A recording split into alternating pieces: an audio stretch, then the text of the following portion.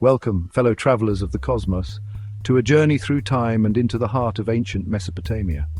Now, when we talk about Mesopotamia, we're talking about the cradle of civilization, a region where humanity first tasted the fruits of agriculture, writing, and urban life.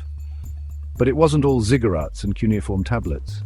Oh no, my friends, the Mesopotamians also delved into the shadowy realms of magic, prophecy, and demonology. You see, in a world where natural disasters could wipe out your harvest in a blink and disease could decimate your family, it's no surprise that people sought answers and protection from the unseen. The Sumerians, Akkadians, Assyrians, Babylonians, they all developed intricate systems of magic, rituals, and amulets designed to tap into the supernatural and ward off evil. So, buckle up, because we're about to explore the eerie and the downright scary side of Mesopotamian beliefs. Where demons lurked in the shadows, prophecies could make your blood run cold, and magic, well, magic could be a force for both good and terrifying evil. Okay, imagine this. You're in ancient Mesopotamia, right? And life, let's be honest, it's a bit precarious. Disease, famine, warfare, these are not abstract concepts, they're everyday threats. So what do? You turn to the supernatural for a little help. And one of the most common ways to do that was through protective amulets and talismans. Now, these weren't just trinkets you picked up at the local souvenir stand. No, these were serious business, crafted with specific intentions and materials. We're talking about stones carved with intricate designs, clay tablets inscribed with powerful incantations, even pieces of metal shaped into symbols of protection. Think of them like cosmic insurance policies against the evils of the universe. You might wear a necklace with a pendant representing a protective deity, or carry a small engraved stone in your pocket to ward off disease. These objects were believed to be imbued with a kind of magical energy, a force field against misfortune. And here's the fascinating part. The Mesopotamians were meticulous record keepers. They left behind detailed texts describing not only the creation of these amulets, but also the specific rituals and incantations needed to activate their power. It's like finding an ancient instruction manual for warding off evil spirits. Talk about a window into the ancient mindset. But it wasn't just personal protection. Amulets were also used to safeguard homes, cities, even entire empires. Kings and rulers would commission elaborate amulets and place them in the foundations of buildings or at city gates, essentially creating a supernatural shield against their enemies. Now, if you're going to live in a world where supernatural forces are a given, it would be pretty handy to have some insight into the future, wouldn't it? And the Mesopotamians, ever the resourceful bunch, developed some pretty elaborate systems of divination. We're not talking about gazing into crystal balls here. Mesopotamian divination was a complex and nuanced practice. One of the most famous methods was ixtispicy, which involved examining the entrails of sacrificed animals, usually sheep, for signs and omens. Think of it like reading the cosmic newspaper, but instead of headlines, you have the liver of a sheep. And then there was astrology. The Mesopotamians were meticulous skywatchers, charting the movements of the stars and planets and interpreting their influence on earthly affairs. They believed that celestial events could foretell everything from the fate of kings to the outcome of battles. In fact, the earliest known astrological texts come from Mesopotamia, dating back thousands of years. But it wasn't all doom and gloom. Divination wasn't just about predicting disasters. It was also about seeking guidance and making sense of the world. If you were facing a difficult decision, you might consult a diviner to help you weigh your options.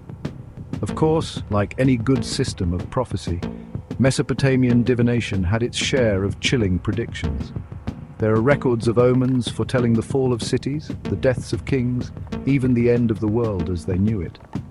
Imagine the chills running down your spine when the diviner announces that the stars have aligned unfavorably. But here's the thing. Even the most dire prophecies weren't necessarily seen as set in stone. The Mesopotamians believed that with the right rituals and offerings, they could appease the gods and avert disaster. It was a bit like cosmic negotiation, a way of saying, okay, we see your point, universe, but maybe we can work something out? Chapter 3. Alright, let's talk about demons. Because no exploration of ancient magic would be complete without a foray into the realm of the downright terrifying. And trust me, the Mesopotamians had a whole pantheon of demons and malevolent spirits that could make your skin crawl. Now, in the Mesopotamian worldview, demons weren't just these disembodied forces of evil.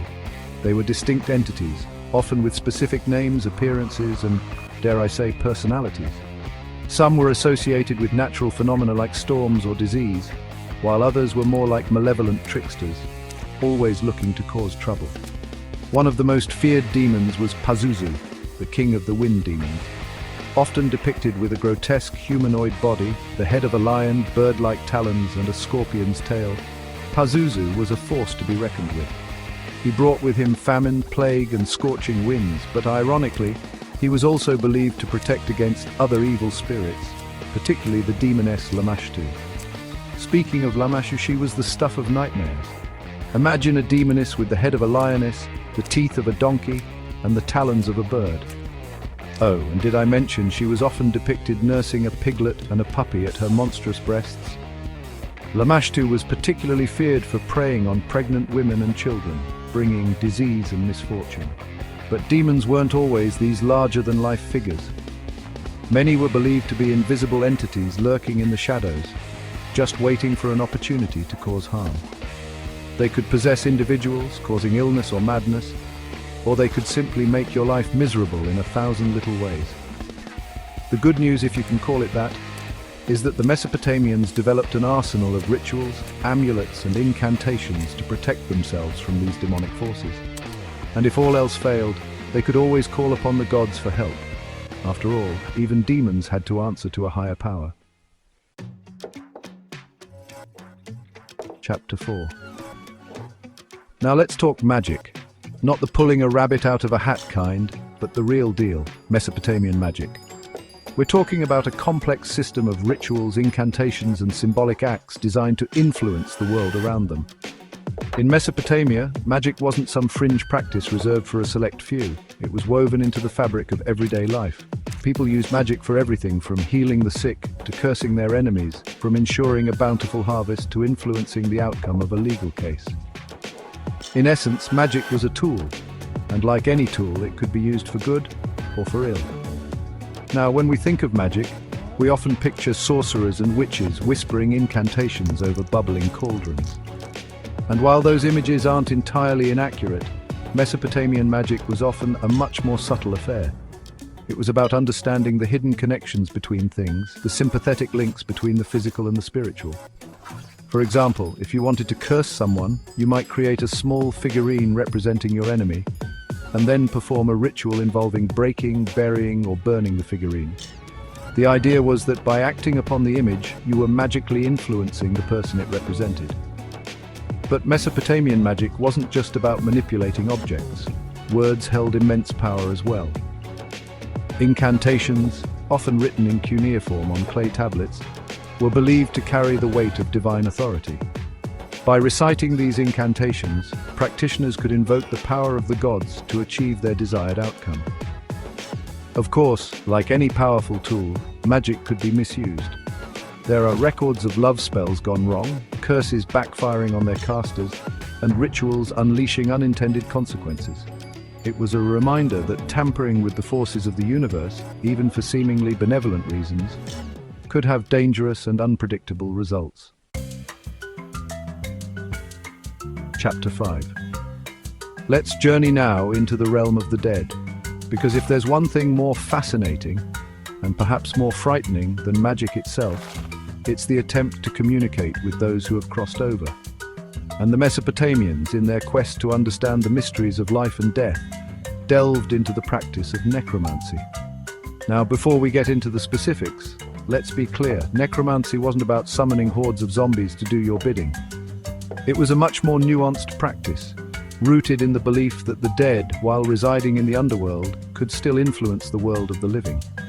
The Mesopotamians believed that the spirits of the dead, if not properly honored or if they harbored resentment, could return to the world of the living and cause all sorts of trouble. Think restless spirits, vengeful ghosts, the kind that go bump in the night. So, necromancers, Often priests or individuals with specialized knowledge would perform rituals to appease the dead, to seek their guidance, or even to banish them back to the underworld. These rituals often involved offerings of food and drink, incantations, and even the sacrifice of animals. One of the most common reasons for contacting the dead was to seek their knowledge. Remember, in the ancient world, the dead were seen as repositories of wisdom and experience. They had, after all, lived a full life, and their spirits were thought to possess insights that the living lacked. But necromancy wasn't without its dangers. Summoning the dead was a risky business, and there was always the chance that something could go wrong. The spirits of the dead could be unpredictable, even hostile, and those who dared to disturb them did so at their own peril. Stories abound of necromantic rituals gone wrong, of spirits refusing to depart, or worse, turning on the summoner. It was a stark reminder that the veil between the living and the dead, while thin, was not to be trifled with lightly. From protective amulets to terrifying demons, from the intricacies of divination to the shadowy world of necromancy, we've delved into the magical and mysterious realms of ancient Mesopotamia. And what we find, time and again, is that despite the millennia that separate us, the human fascination with the unknown, with the forces that shape our destinies, remains as strong as ever. The Mesopotamians, with their intricate systems of magic, their attempts to decipher the language of the cosmos, and their deep respect for the power of the unseen, remind us that science and spirituality aren't always at odds. In many ways, their myths and legends, their rituals and beliefs, were an early attempt to make sense of a world they didn't fully understand. So, the next time you gaze up at the night sky, remember those ancient Mesopotamian sky watchers, meticulously charting the movements of the stars, seeking answers in the cosmic dance. Their legacy lives on, not just in the ruins of their cities, but in our own enduring quest to unravel the mystery